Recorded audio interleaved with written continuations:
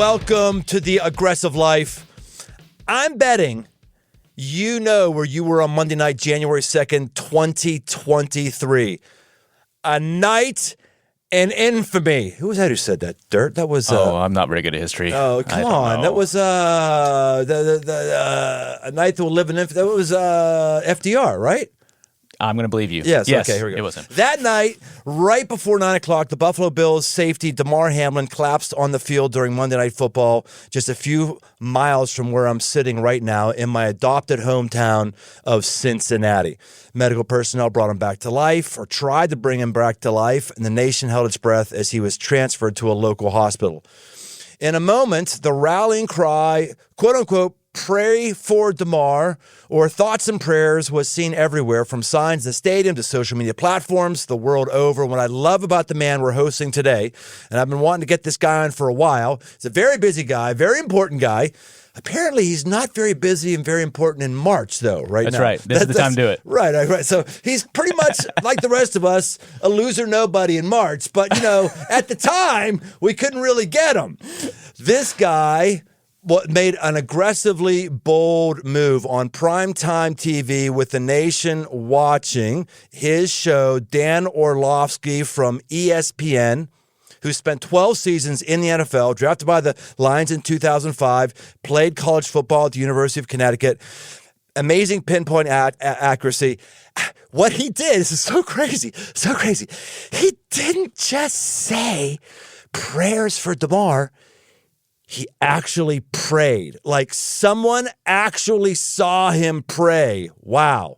That sounds like, it should be a simple thing. No, that was an incredibly aggressive, great thing to do. And I want to talk about that with him and many other things. Welcome to the Aggressive Life, Dan Orlovsky. What's going on? It's good to be here. I'm excited to talk. Oh, man, I'm excited to talk to you. I got to think that, well, I'm curious. Am I last man to the party? Am I early to the party of just talking to you about your prayer thing and what that was like? I mean, I know that made a lot of ways because you're just not supposed to pray in public, especially if it's not your job to pray, and especially you're a football guy, and especially if you're actually on TV. So have you gotten like a lot of requests to talk about this? I've had some. I've had a good fair share. To your point, I don't have a ton of open windows time-wise. I actually am relatively busy, like at the beginning and middle of March, because the NFL owns the calendar. It's just at the end of March it becomes a little bit less busy. So I've had to say no more than I've wanted to, but with time, with my family after the season and whatnot. So I've had the opportunity to talk about it a little bit, not a ton, but a little bit. I also don't want to make it about me, when we're talking about it type stuff. So I try to make sure that the focus is on the focus that where it should be. So, but I love talking about it. I do. Yeah, let's go back to that. This is months after the fact. This happened a while ago. Unfortunately, the nice thing about this is we've got a nice happy ending. We've got a nice bow that was tied on this, and it's kind of interesting. I feel freed up to look back on it. Here's what I remember. I don't know if you remember this while you were watching the broadcast, or were you like watching the game live in the stadium? Did you see the broadcast? Yeah, so I actually called a college football game before that NFL game it was a bowl game. And I want to say it might have been the Purdue LSU game. So I was in an airport when that game in Orlando, Florida, when that game was kicking off. So I actually could not see the game. And we have a group text message with all the people that are on NFL Live together. Me, Laura Rutledge, Mina Kimes, Marcus Spears, and Ryan Clark. And I'm like walking to my gate and my phone is getting lit up in that group text.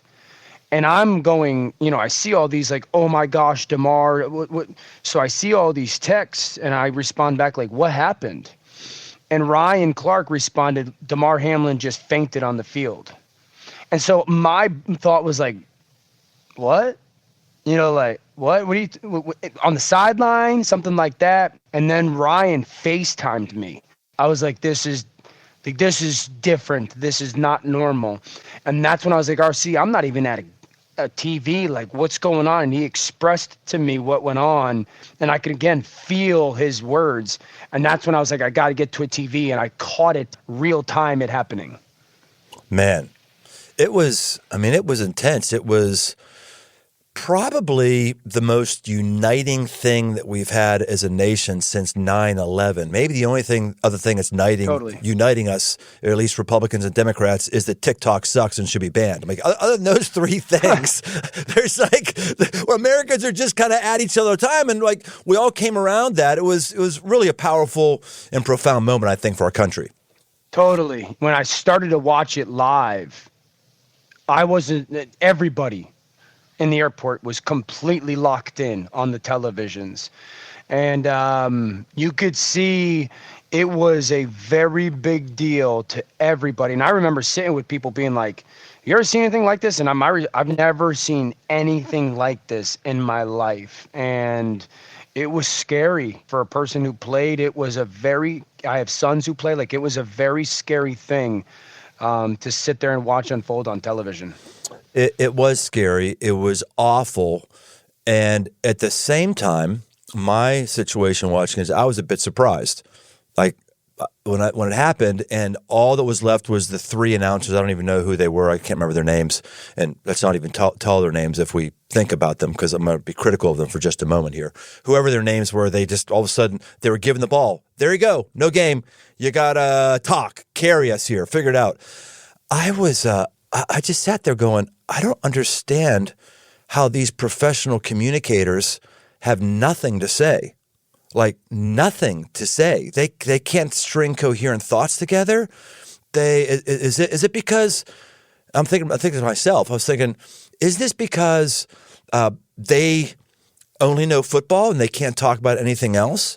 Is this because they live such sheltered lives that they don't see pain and tragedy? Whereas, like, I'm seeing as a pastor, pain and tragedy all the time. Like funerals for children, prayer lists for people who are dying of cancer, who are 26, someone who died of cancer on our church staff, their oldest daughter. I mean, I'm just seeing and dealing with painful stuff all the time. And I thought, are these people just so sheltered they never, ever deal with pain, so they can't talk about it? Or number three, like, do they feel shackled by the NFL or the political correct coalition to not say anything of faith matters? I was just confused about it. I was racking my brain which of those it was or something else. And so that's when the next day, when it starts going viral, Dan Orlovsky actually prayed, and I saw your prayer. I was like, man, come on, man.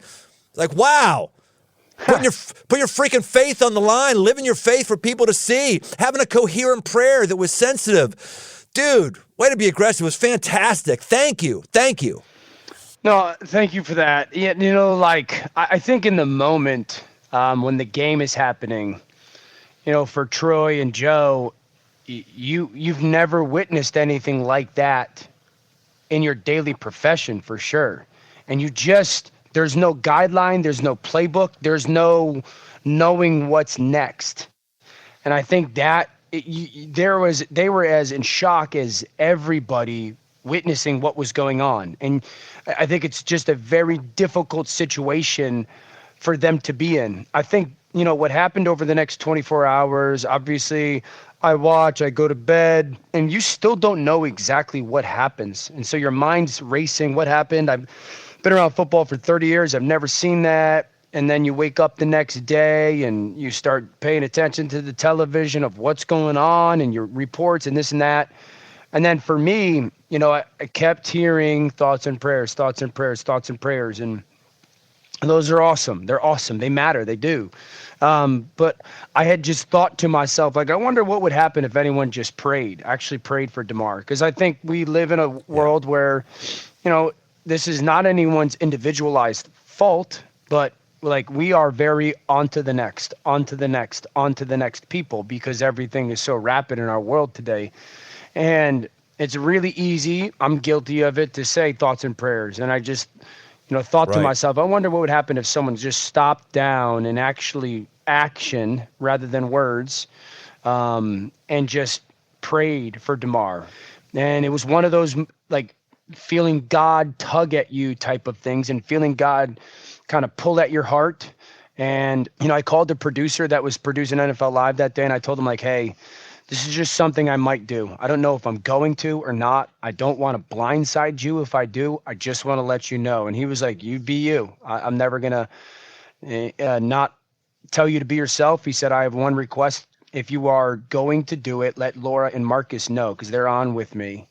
And so before the show, I told Laura Rutledge and Marcus Spears, like, hey, guys, this is just on my heart. I don't know if I'm going to do it. I probably won't, but it's just on my heart to do it. So if it happens, and they both were like, like, you be you type of thing. And kind of in the day or in the shows happening, and it just kept being on my heart. In the moment I got scared to do it because of what the ramifications could be, was the moment I just kind of like settled and said, you just got to trust God right now, dude. And this is way bigger than you or what the ramifications could be.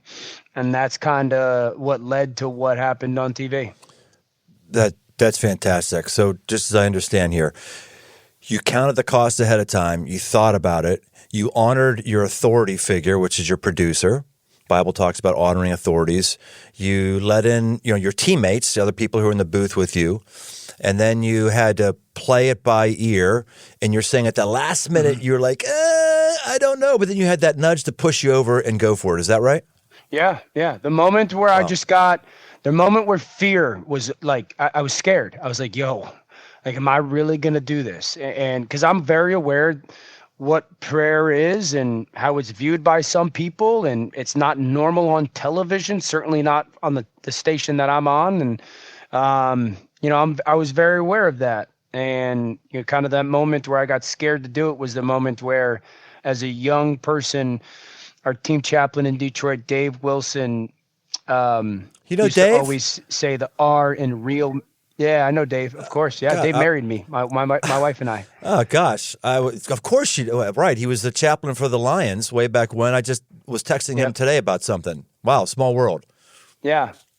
And in that moment, I remember hearing Dave, as I was a young person in the NFL, saying the R in real man stood for reject passivity, and that was that springboard to say you got to trust God right now. Wow. I'm really challenged by this. This is fantastic stuff. It's really cool to hear that people were giving you the same leeway with verbiage that we give seemingly just a lot of people in culture, right? You be you. I don't hear many people thinking you be you should be applied to people of faith. I think most of us of faith feel like we should be suppressing that aspect of ourselves. That's really cool that your producer and everybody else is saying, no, everyone gets to be you. However you interpret you, you get to do that. So that's really great, man. You're working with some really good people. Yeah, no, I was very thankful for it. Our producer's great, and the people that I get to be on with every day are tremendous people. And, Mark has even said, like, Dan, just make sure if you do it, it's authentic. You don't want it to come off as like scripted or, like a play for attention, right. And that was really important. So it was a very impactful moment for sure. Did you, before that, I think I know the answer to this, but I'll tell you what, I think that you didn't plan what you were going to pray out. It sounded to me like you prayed like a man. Yeah, that was a prayer from a man who actually prays. That wasn't like a premeditated, okay, let's think this and that. But yet, you checked like the boxes on what a great prayer would be about, especially for someone who doesn't believe in prayer, doesn't believe in God. You had some easy outs in there for them to, not check out and for them to still not feel devalued because they might not have the same beliefs. I think it was a brilliant prayer, brother. Really great. Thank you. I had no idea. Again, I was super, super fortunate and blessed to be around some people in my younger years, NFL career-wise, where, I got to like learn what praying was from the Bible and broken down. And Dave was great at that stuff. And then I would, hear prayers sitting around the locker room or before a game, and then I had the opportunity to do those as well. And so I really tried to have the prayer be about and for Damar, and just honest and vulnerable and transparent and organic, all those catchwords. And it was really about Damar. And that was one of the things, like, because people since then, have said a lot of the same things, like, oh my gosh, like, it was so great, it was that. And I didn't really I tried to say this to people in a respectful way. My prayer was not for someone who is a believer. And my prayer was not for someone who's not a believer. My prayer was for Damar. Amen. That's it. And it wasn't for, if it offended you, it wasn't for you. And it was for Damar. And in that moment, that was the most important thing. I used to get a little bit annoyed, like the thoughts and prayers. I get a little annoyed at the thoughts, because I'm not sure exactly what thoughts do, but I really like it, because at least we're telling atheists, agnostics, people who don't have any spiritual bone, you can participate in some way where everyone's included. So I think that's cool. I've gotten to be okay with that. But I'll tell you what I still struggle with. I struggle with people who say, hey, praying for you, who I have a sneaky suspicion are not praying. That's what I loved about your thing. It wasn't like this platitude, all right, we're praying for Damar. I don't know that as many people were praying for Damar as they said they would. I've been very heavily impacted by 1 Samuel chapter 12. It says, as for me, far be it from me that I should sin against the Lord by failing to pray for you. And I get so many people who say, hey, would you pray for me? Would you pray for me? And of course, I never say no. No, I'm not going to. But when I say yes, I know immediately I've got to pray for them, like right now. Either I got to right now text a prayer to them, do a text prayer. I got to say when silent, I got to put my hand on their shoulder, because I'm going to forget, probably, because I'm going to have 6 more of those in the next 3 hours maybe, and they're just going to get lost in there. So I really just don't want to bum God out by not praying for someone who I said I was going to pray for them for. Do you have any thoughts on that? Like just general prayer life thoughts? Yeah, I probably lean a little bit more towards being like that as well, no matter what I'm doing, like the thought and or prayer. I think they're kind of the same thing in a way, and it goes back a little bit to the culture that we're in and I'm part of, is like, what's next? What's next? And we don't really sit anymore and do. So prayer life for me is, and I learned this a little bit again during my time with Dave, is it's like this constant thing. It's more of a never-ending conversation that I get in and out of, So I'm certainly guilty of being a person of the past, of being like, hey, I'll send up a thought or send up a prayer for you, and not doing it. And I've tried to become better over probably the past couple of years of actually doing it, like, hey, this and that, like, I'm going to pray for, do it right now, right in that moment, right. 10 seconds, 15 seconds, 30 seconds, however long. I've tried to become a little bit more focused on in that moment, for sure. Did Dave bring you to faith? Dave, I got saved during my time in Detroit with Dave. Bring me to faith. I grew up in the church, but very much so got away from it. Probably, I was never really in it, but grew up in it, grew up going to church every weekend and school and whatnot. Grew away from it, high school, certainly college, and probably started to weave my way back to the cross, like my rookie year in the NFL. And that's when I was in Detroit. I was around Dave Wilson, John Kitna, Josh McCown, Mike Furry. So really, really strong men, strong believers. Dave and John discipled me. And September 23rd of 2006 is when I got saved. So in a way, yes, Dave, for sure. I mean, tremendous impact. And then he, like I said, he married my wife and I talk to Dave all the time still. Yeah, he's a great man. Well, that's pretty impressive. All 3 quarterbacks were walking the faith and going in the right direction. What do you think it is about the NFL and the NFL's attachment to spirituality and to Christianity. It's much more prevalent. Like, you're not finding corporate boardrooms, people, praying the Lord's Prayer before a budget meeting. You're not finding it, at Walmart, people gathering up for prayer. But in the NFL locker rooms, center of the field, wherever it is, faith is just it's a more out there thing. Yeah. Do you think it's because more people in the NFL, a higher percentage in the NFL, have a stated faith, or you think it's just culturally allowed and permissible, so therefore it gets exercised, or something else? Probably a little bit of the former. I think there's probably a bunch of variables why. Number one, it's been a big part of sports in history's past, so a lot of it is carried over. I think two, a great majority, if not every single person that plays in the NFL has been it's very aware that you are from birth different than everybody else. And you didn't necessarily do anything to gain that difference. You were born and with the body that could become 6'6", 360 pounds. Interesting. You were born with the ability to have tremendous athleticism, this arm that could do whatever you want with the football. So I think as you grow, you realize, I was gifted with something here, skills and/or talent that just is different than that 12-year-old, the 14-year-olds, the 16-year-olds. I'm different than you, and I didn't necessarily do anything to get that difference. So you become aware of it a little bit more. At least I feel that was a case for a lot of us. We understand the violence of the sport and the reality of, like, every time you go out there that, you can get hurt, you can get injured. That's not to say that the person who's the CEO of a bank, but there's just more of a reality in football.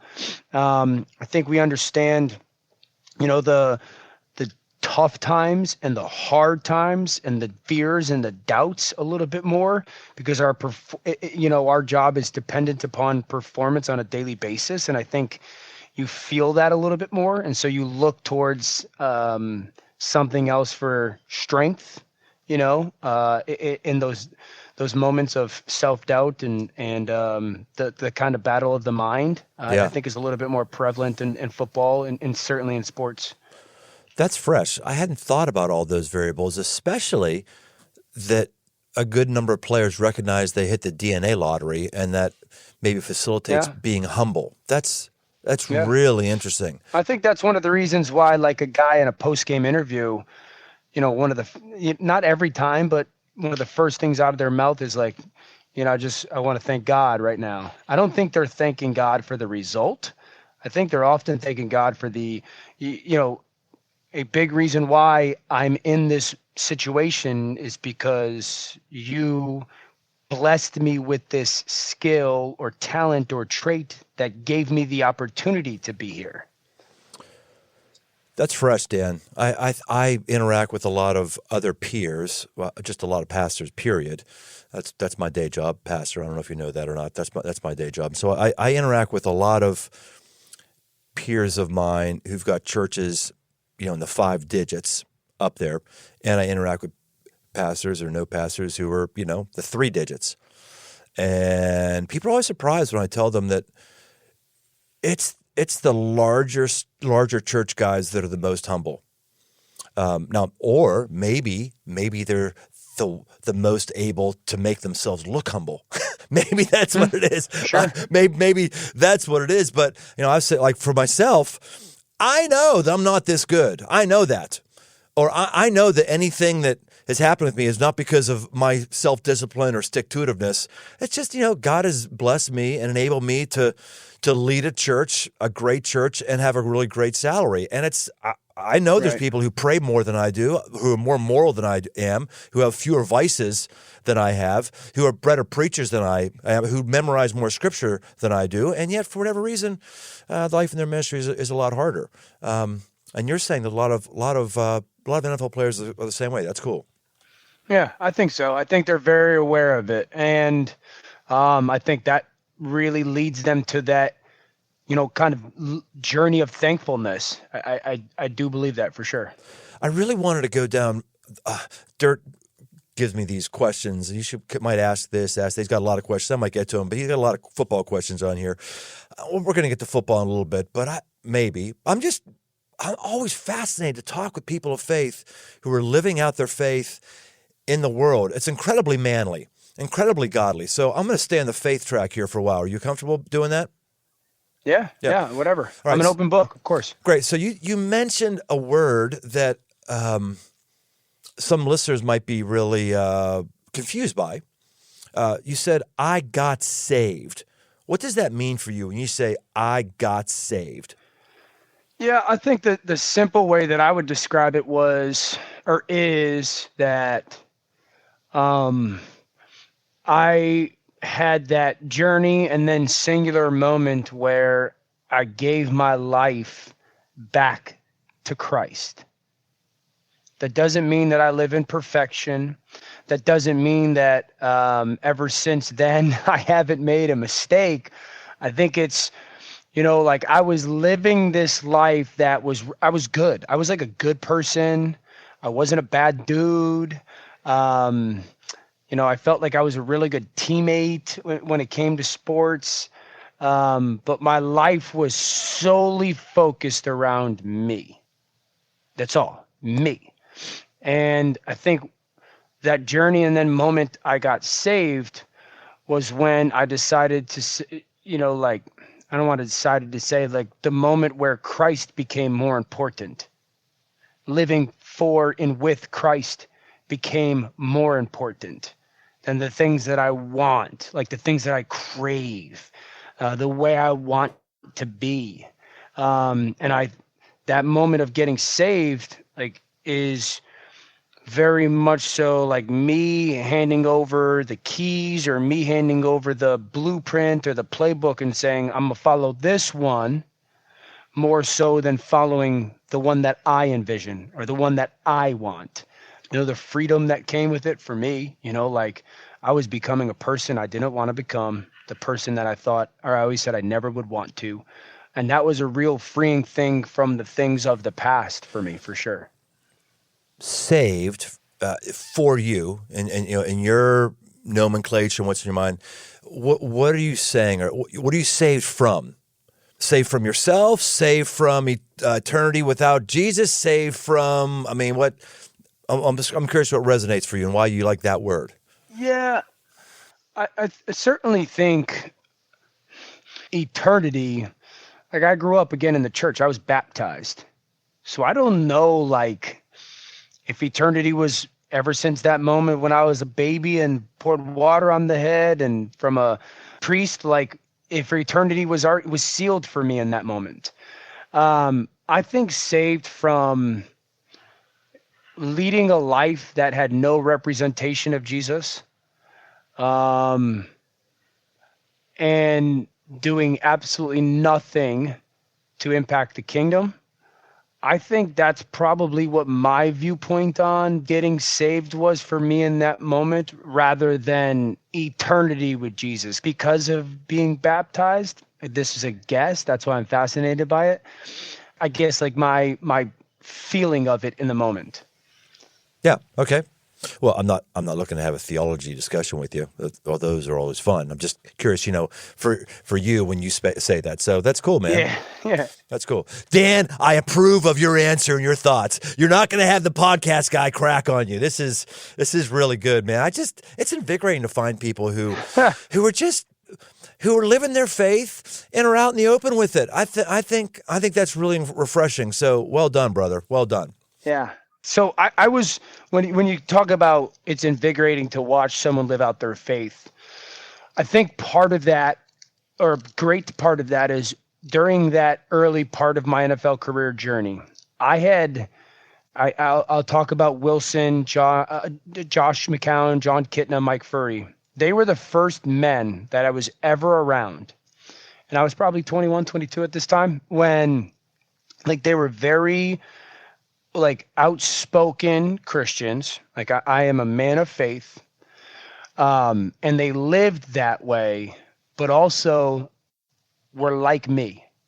What I mean by that is I am a maniac competitor.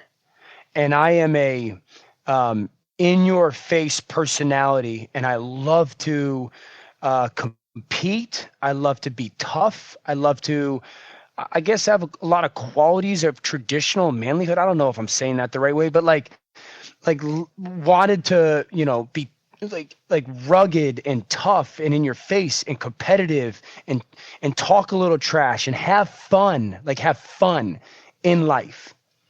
But then also like hang out and not swear all the time, or hang out and when they talked about their wife or their kids, like said good things and positive things and stuff that they enjoyed, or like had the soft heart that in that moment, like to listen to something that was going on in my life wrong or whatever. Like they were the first, and that to me was really gravitating. And I watched those guys live it day after day after day after day after day, and not say sorry for it, not apologize for it, not be ashamed of it. I think those guys as like examples were really, really big deals for me. I think it's good for time to time for us, those of us in the aggressive life team, just remind ourselves what kind of aggression we're talking about. We're talking about what Dan just described here. We're not talking about powering up on somebody and belittling somebody or physically domineering somebody when it's not necessary. We're talking about that right there. This is what I want. This is the step I'm going to take. And whether someone likes it or not, I'm going to sensitively, lovingly, boldly, and strongly take it and go after that instead of just hoping that someday it magically appears in my life. That's a good reminder for all of us, Dan. Amen. So did you see yourself having a career in the NFL forever and ever? Because it looks like that's your gig now. You played, and now you're really secure behind the microphone, doing a great job. You've got a good following. Did you ever think that you'd be making money on football for your whole life? It was a dream of mine. I remember when I was probably somewhere around the age of 12, my dad would say, like, you're going to be playing on Sundays. And as a 12-year-old, I had no idea what he meant. Like Sundays was, I'd go ride the bike or something. I didn't correlate one with the other. It was a dream of mine, a goal of mine, and then it became I was going to make it happen. So from an early age, probably the age of 16, I thought I could go play college football. And then my sophomore year of college, so I was 18 or 19, I thought I could go play in the NFL. For it to go as long as it did, and now for me to be doing it, I didn't really, I'm a very much so like while I'm a big picture thinker, like I'm very much so like, where am I? I'm just trying to just do the very absolute best that I can right now. So I'm super fortunate. I'm super blessed. I'm very thankful. I love doing it. I loved being a player. I love doing what I get to do now on ESPN. So it's awesome. And do you see this being the run for the rest of your career? Or do you have other goals and aspirations you're working towards? Yeah, I mean, I'm 39. So what's the long-term goal? People always ask that. I say it's a moving target. Yeah. Like I have no idea what football consumption is going to be like in 10 years or what media is going to be like. I have 4 kids and a wife. I've got 3 11-year-old boys and a 7-year-old daughter. So, the long-term goal may not fit into what's best for my family in 2 years. So, 3 11-year-old boys, 3 of them. I have triplet 11-year-old boys. Yep. Were you guys doing infertility, or that's just natural had triples? I think it's a little bit of a combination of it. We were down in Houston. We were the family that couldn't get pregnant forever.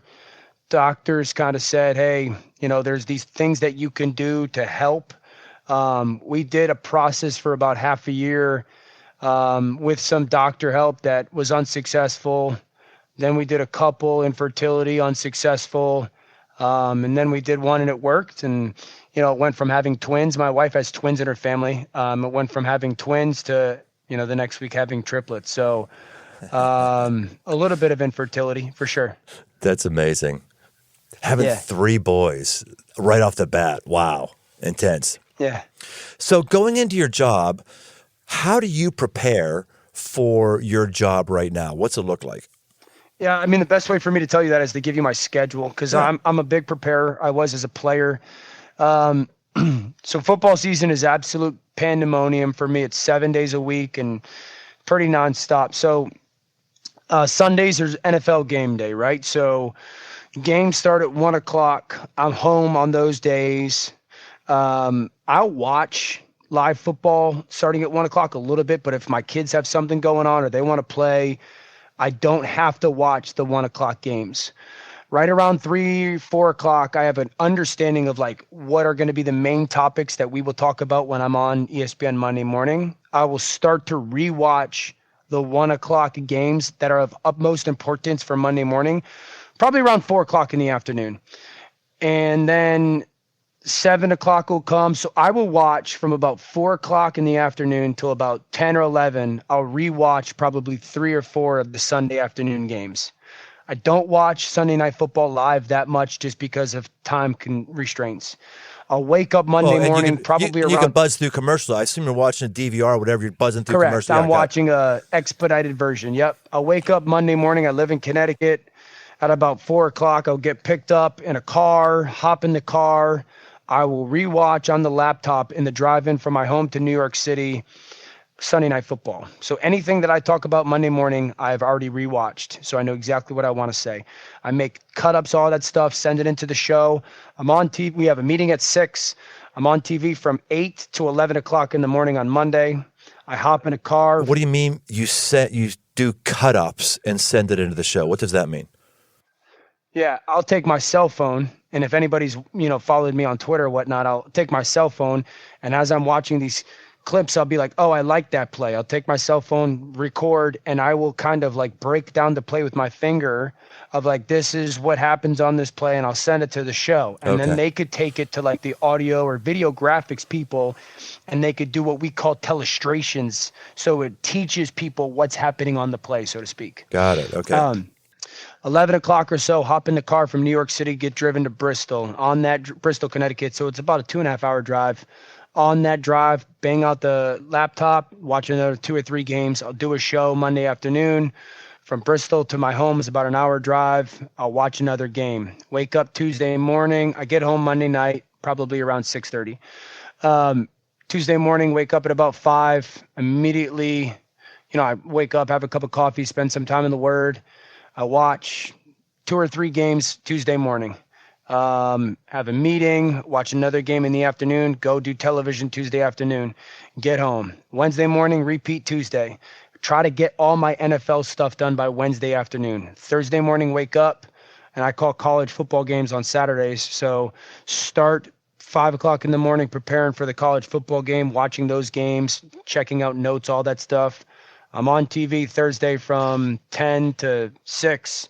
So in between like those shows, trying to watch college football tape, have college football conversations with the coaches, get prepared for the game. Friday, wake up, hop on an airplane to some college town. Friday night, go to bed. Saturday, wake up, call the game. Hopefully Saturday night, get home sometime Sunday morning, and then repeat it for the next, 15 weeks or so. What a great work ethic. Yeah. My dad taught that well to me. I'm very thankful for that. And if I'm not going to do it, someone will. Exactly. So, yeah, someone will. Not someone else has to do it. Someone will do it, and they would love to have your job. Yeah, and I love it. It's great. Yeah, it's great. Of course, who wouldn't love it? I listened to a podcast a number of months ago with Tom Brady, Steve Young, and Roger Staubach. It was really interesting. It was a one-time thing, and Steve Young was Tom Brady's hero, and Roger Staubach was Steve Young's hero. And so Staubach and Young both said to Brady that you've reset the standard for how long you could last in the NFL, and if we could do it all over again, we would go back and we would last longer, we would stay longer. And they said there's 2 things that are the bellwethers for when you should retire. The 2 things you have to have as a quarterback. They said, it'd be interesting if you think the same thing. I don't want to put you, make you. Well, I'll ask you. What do you think the 2 most important things are that define how long you can play as a quarterback in the NFL? Yeah.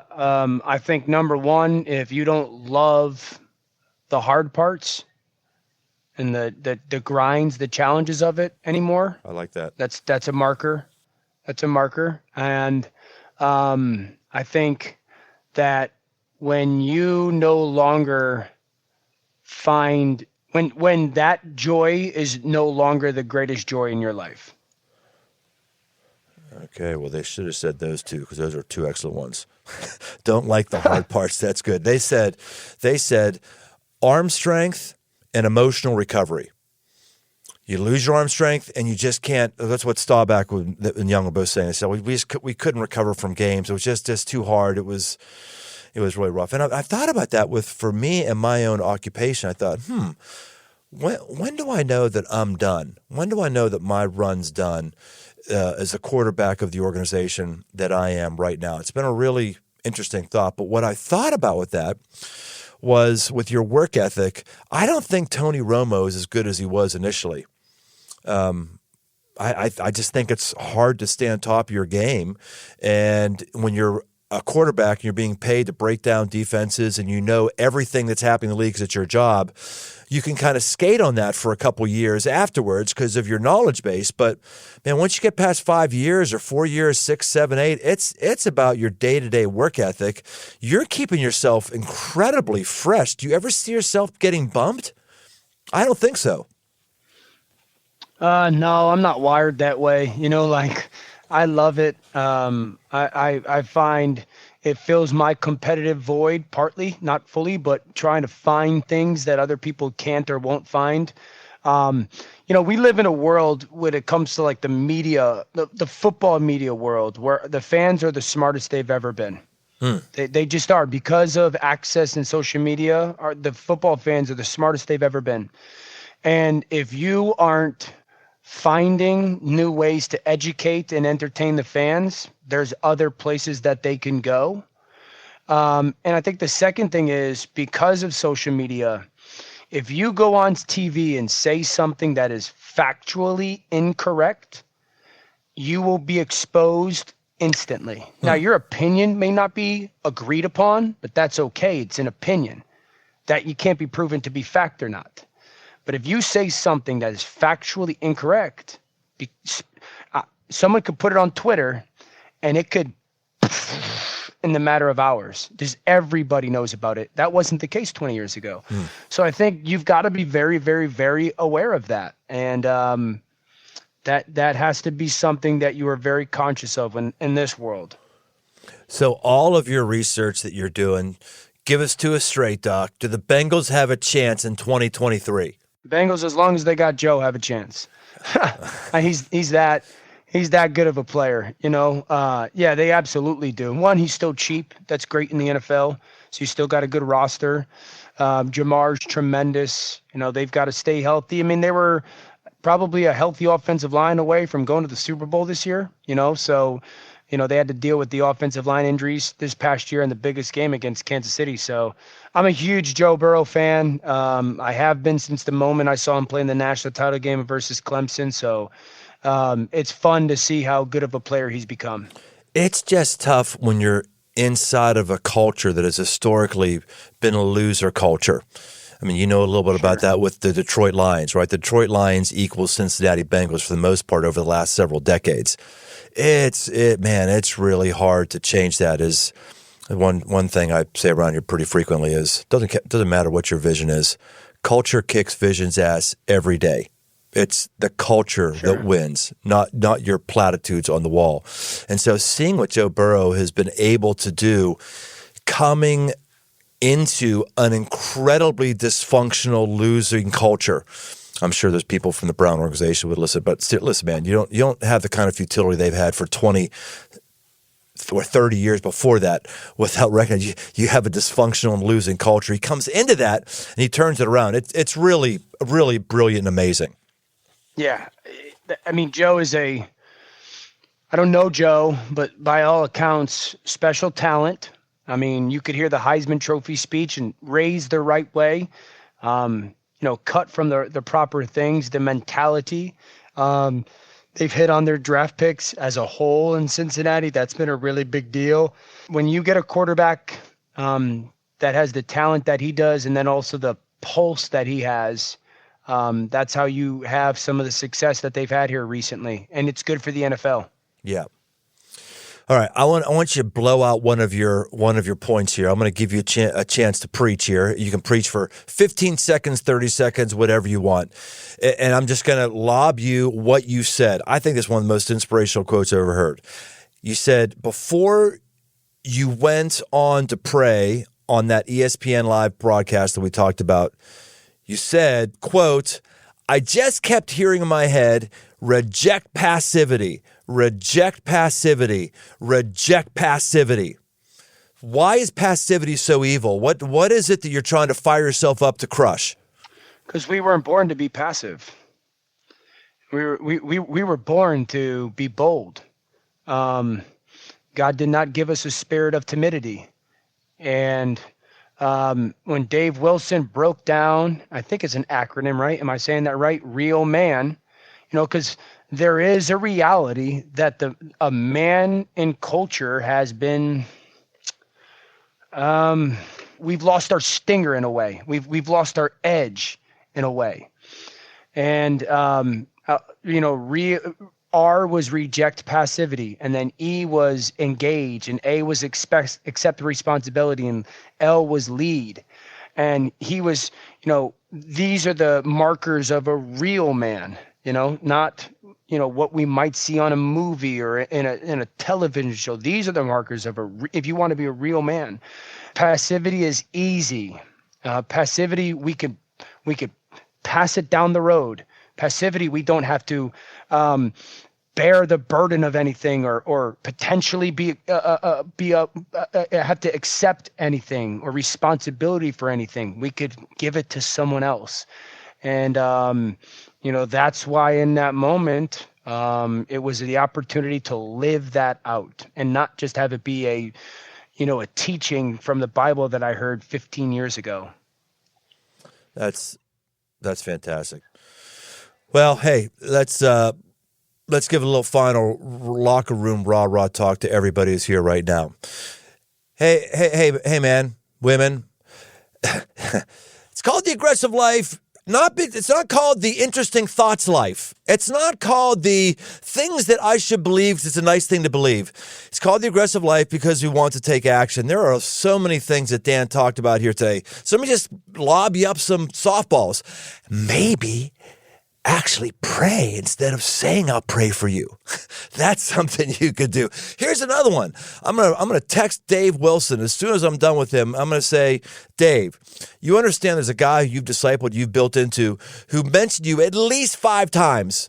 And he probably would do that a lot because you built into him spiritually. So I'd say to you in the aggressive life, I don't know what your spiritual connection is with God. Who are you passing on your faith to? How are you carving time out of your life to build into somebody? Here's another one. Doing the things that you don't want to do. I love that line. Are you doing the things that you don't want to do? I tell you one thing I didn't want to do. I didn't want to read another chapter to my kid when I put him down to bed, but I did. I said, Daddy, read me another one. Okay, I did until my last one. But to my last one, Mariah was like, no, we're not reading. No, go to freaking bed. I'm tired. You know what I mean? But man, there's something here that Dan's talked about. I'm encouraging you to pick up and take on the mantle. Live your life. As Dan said, you be you, the kind of you that you want to be. Not the passive you, the kind of you that you want to be. Dan, how can people get a hold of you or follow you? Just advertise anything you want. I'm on TV basically every day, so that's a part of it. I've got Twitter and Instagram for the most part. I don't know what the names of them are. Like, I think it's my name, maybe D. Orlovsky or Dan Orlovsky 7, probably one of those. But I am pretty easily found on those platforms for sure, if they want to. Not a big deal if they don't. All right, man. Well, hey, thank you for giving the time you've given the wisdom that you've given, and thank you for being a model for godly aggression. Way to go, dude. Keep going. My pleasure. My honor. Thank you, man. All right, we'll see you next time on The Aggressive Life. Hey, thanks for listening. for all things aggressive living, why don't you head over to briantome.com. Find my new book, Move, a guide to get up and go forward, as well as articles and much, much more.